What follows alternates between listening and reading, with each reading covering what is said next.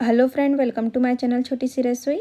आज मैं आप सभी के लिए लेके आई हूँ कच्चे सिंघाड़े का बना हुआ बहुत ही मज़ेदार सी सब्जी की रेसिपी, जिसे बनाना बहुत ही आसान है। मिनटों में बन के रेडी हो जाएगा। तो आप इस वीडियो को पूरा ज़रूर देखिएगा। पसंद आएगा तो लाइक और सब्सक्राइब करके जाइएगा। इससे हमें काम करने की मोटिवेशन मिलती है।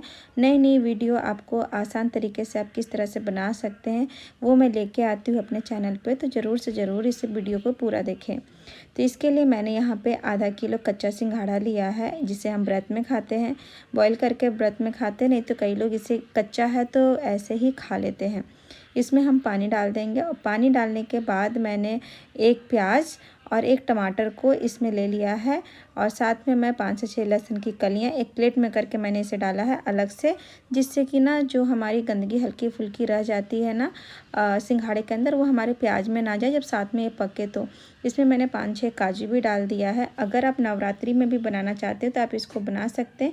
इसमें प्याज और लहसुन को आप स्किप कर दें तो आप नवरात्रि के लिए भी यूज़ कर सकते हैं। सेंधा नमक के साथ बना सकते हैं।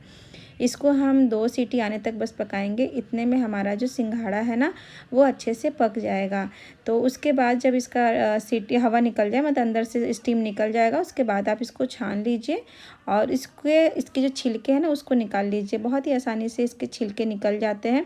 अभी बहुत गर्म है तो थोड़ा ठंडा होने के बाद हम मसाले को भी पीस के रख लेंगे और सिंघाड़े को भी हम पूरे के पूरे छिलके निकाल देंगे।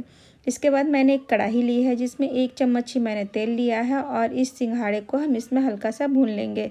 तो आप चाहिए तो इसे बिना बॉईल किए भी बना सकते हैं, लेकिन उसमें इसे पकने में थोड़ा ज़्यादा टाइम लगता है।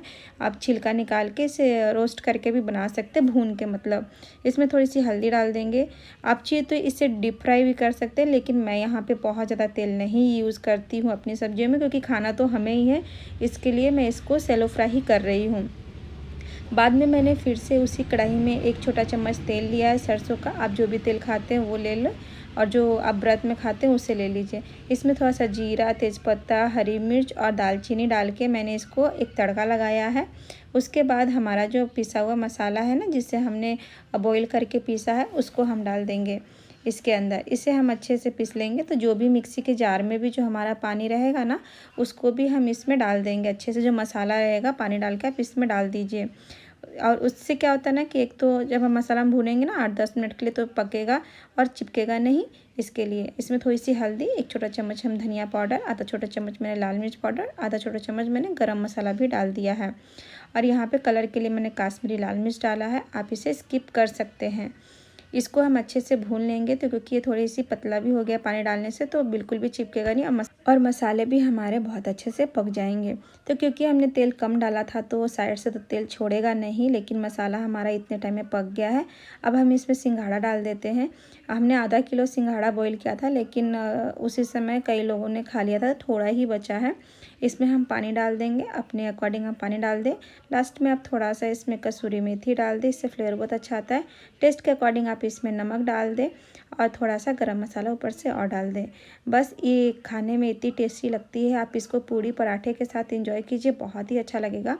इसको ढककर आप 5 मिनट के लिए और पकने के लिए छोड़ दीजिए। उसके बाद आप इसको इसके ऊपर थोड़ा सा हरा धनिया और देसी घी डालिए और इसको एंजॉय कीजिए। आपको सच में बहुत मज़ा आ जाएगा इस सब्ज़ी को खा के। तो आप इसे बनाइए, खाइए। और अगर आपको मेरी ये वीडियो पसंद आई हो तो लाइक ज़रूर कीजिएगा, कमेंट ज़रूर कीजिएगा, सब्सक्राइब करना बिल्कुल भी नहीं भूलिएगा। बेल आइकन को भी ज़रूर दबा लीजिएगा, जिससे मेरे वीडियो का नोटिफिकेशन आपको सबसे पहले मिले।